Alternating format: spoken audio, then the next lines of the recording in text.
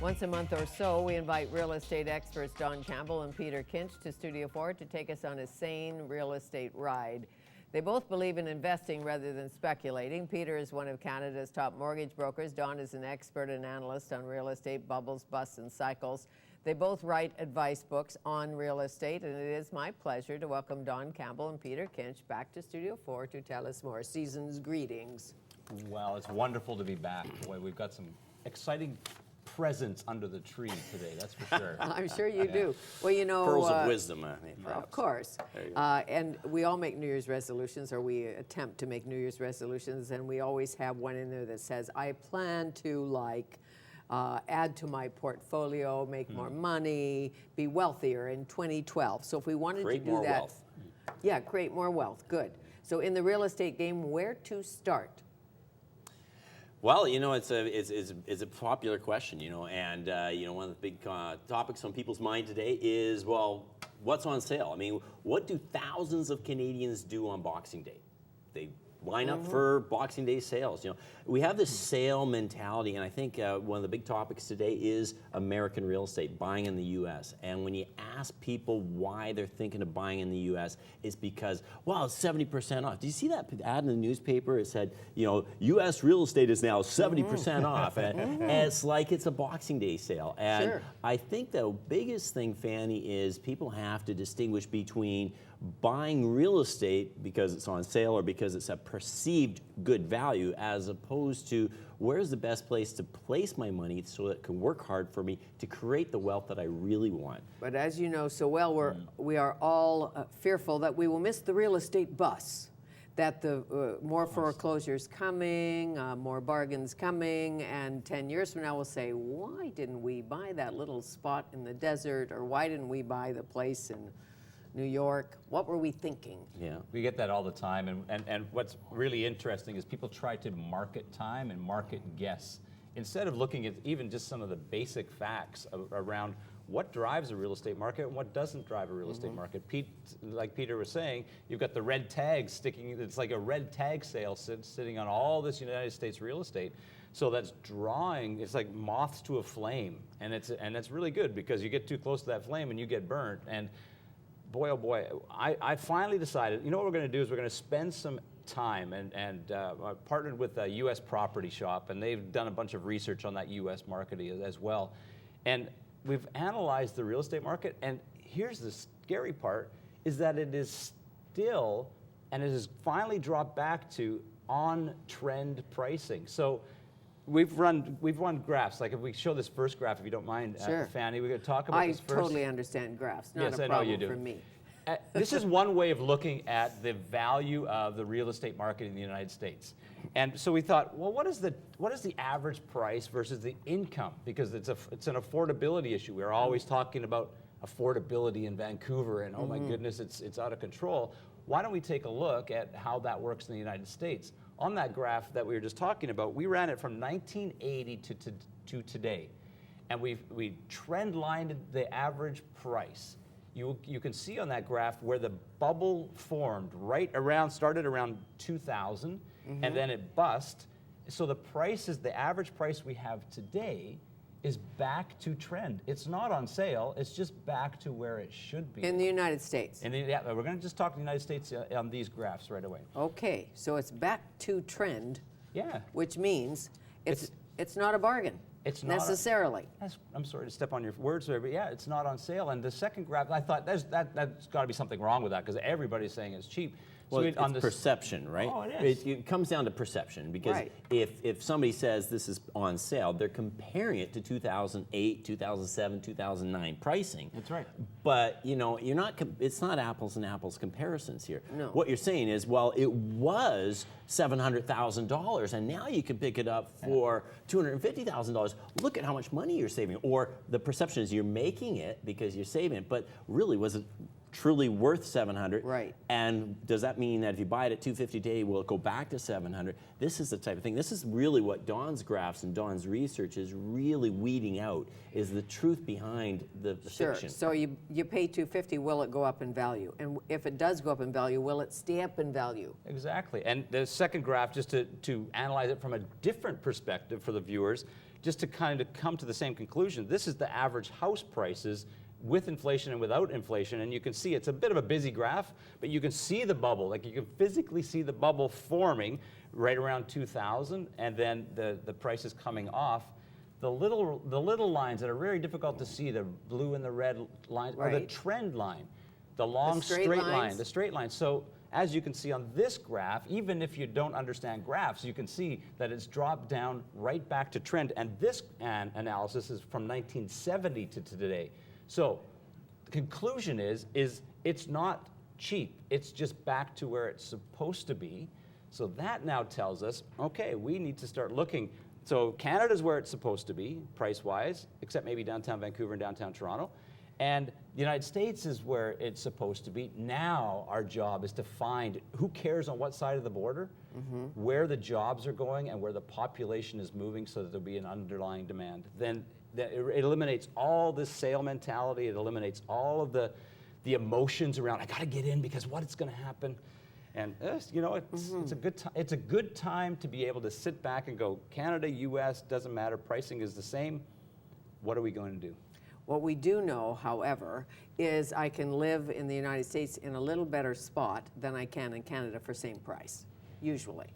A little If better, you maybe weather-wise. Well, weather-wise, but you know what I mean. I can maybe have a 4-bedroom blah blah in Seattle for less than I can in Vancouver. Is that true? Okay, so now this touches on a very, very important point that's really the heart of what I like to talk to my clients about, and that is, what is your motivation?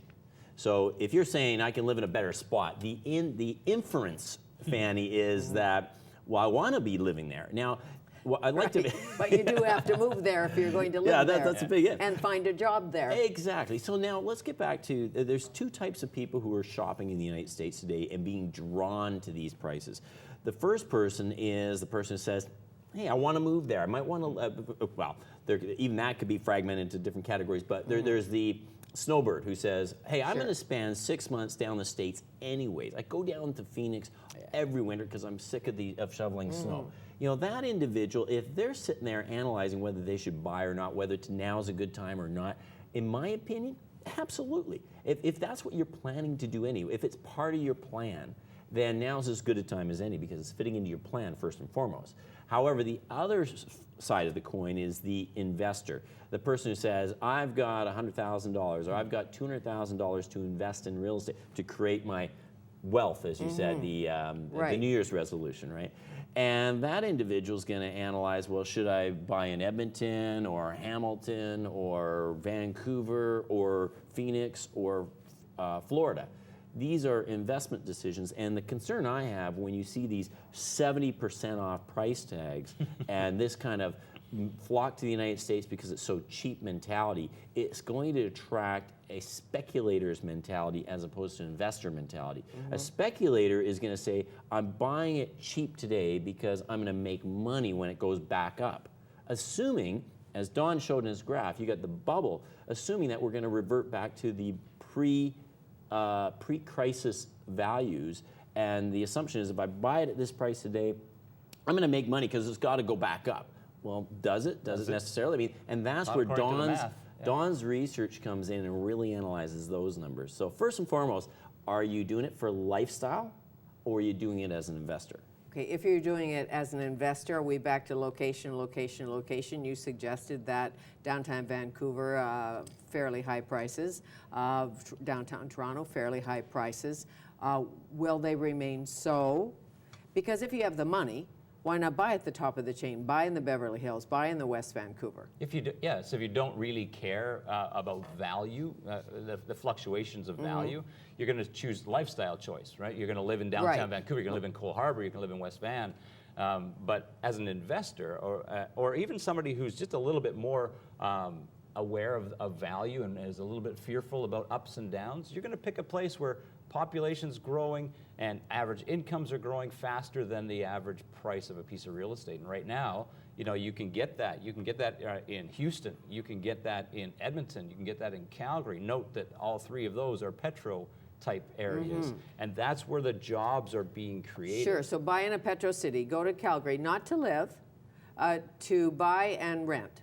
You go Rent into the it out. rental pool, rent it out, investment. One day you decide to retire, you sell the Calgary spot. Yep. You don't have to do any of the maintenance. You don't have to fly to Calgary to make sure that the water's on, anything like that. What a But good Calgary property right manager now, will do for you. Good property manager, is it worth it? Oh, absolutely. I mean, and again, it comes down to doing your research and your analysis and everything. I have the unique benefit, Fanny, is that 99% of all my clients are real estate investors. So one of the interesting things I get is every day I see numbers. I see rental numbers. Now, nobody can fudge their numbers with me because I have to get the actual lease agreements and that. And it's amazing. I'm seeing people in Edmonton buying suite bungalows and they're netting $500 positive cash flow from day one. I had a gentleman the other day who bought a fourplex up in Fort St. John. And the net positive cash flow is $1,500 a month after paying off all his utilities, the mortgage, the cost, the property management, allowing for some vacancy. There's some really interesting numbers. And again, I'm in a unique position because I get to see this coast to coast from the perspective of not only myself as an investor, but also my clients. And when I look at these numbers and I see other people buying in Cole Harbour as an investment, I'm like, why would you do that when you're losing money every month? So forget the sexy part of the investment. You know, dropping it at the bar, saying, you know, I have a couple condos in Cole Harbour. You could say, I have a fourplex in Fort St. John, or I have a fourplex in Calgary or Winnipeg. Even better is giving me $1,500 a month. You pay tax on that, right? Of course, like any investment. But even better, you phone from your sailboat on your satellite in your satellite phone in the middle of winter. Phone up to your friends up here and say, "I have that fourplex that's giving me $1,500 a month." I see. That's why I'm on my Ron Holland yacht. That's exactly it. Of course it is. See, but that goes back to Peter's talk. Is that you want your money to work hard, and you want it to work harder than you do, and most of us work incredibly hard. And unfortunately, it's like the Nortel. You know, you saw people buying on the way down to, in Nortel, all the way down to the end. They didn't really have the dynamics and the data behind it. That's why, you know, us and the U.S. Property Shop will get together to analyze these different markets in the U.S. to say, my goodness, people, I know it looks cheap. And here's a sad one. I'm not going to mention his name because Peter introduced me. But there was the president of a bank, a Canadian bank, that I spoke to, and I said, okay, what's going on? He said, well, I just got back from a U.S. conference, and that U.S. conference said that it was a banking conference. He goes, we had only bankers there, and they were saying, we are in trouble, and we have 5 million, I thought it was 5 million more foreclosures to come into that market to flood that market, and they don't know what to do with it. So here we are. Well, do the banks want it is always the question. If somebody goes bankrupt and they really don't want your old car and all of that stuff, but they have to take it, right? So will they eventually rent to own? They have to do something, and it's going to be very interesting to watch what happens in the States on banks making adjustments to their strategy, because they have enough already. They want to keep people in the home, at least get some sort of income, because their balance sheets are starting to really get out of whack. Right. So in the States, you're going to see them start to come up with rent-to-owns or other adjustment type things. And the government down there will also probably step in after the election to give some incentive for that type of thing. Any red flags on rent-to-own? Any reason not to? Well, you mean as a person who's going to rent? As a person who's going to rent, to own? No, I don't think so. I think Any issues? They have to read the contract, and they have to make sure that they're going in and that their money is safe. So it's actually being put into a trust account or something where that money is collecting for them when they want to close. But at the end of the day, it's a great way to get into a market that you maybe not be able to afford, and that's what we're finding down in the States. Okay, Peter Kinch, John Campbell, our guests, they're real estate experts. They don't sell real estate, true? True, absolutely not. Right. Okay, so you're not making a profit on this show. No way. Okay, we'll come back.